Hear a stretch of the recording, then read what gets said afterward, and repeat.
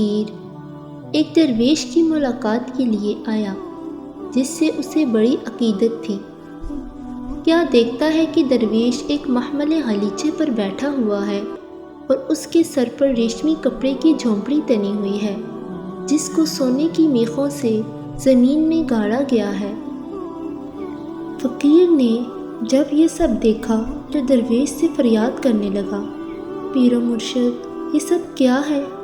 میں تو آپ کے زہد و خدا پر توکل کی وجہ سے آپ کا مرید بنا تھا، اب آپ کی یہ شان و شوکت دیکھ کر میں دنگ رہ گیا، آخر یہ سب کچھ ہے کیا؟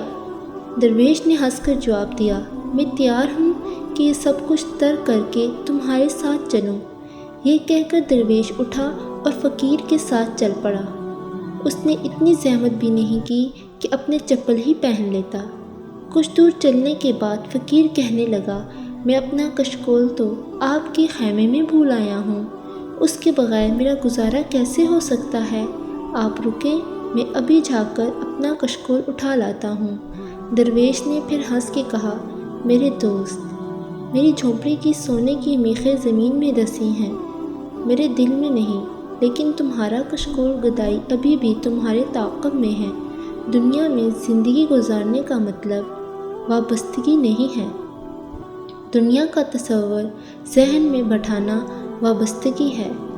دنیا آپ کے دماغ سے نکلے گی تو خدا سے وابستگی خود بخود حاصل ہوگی۔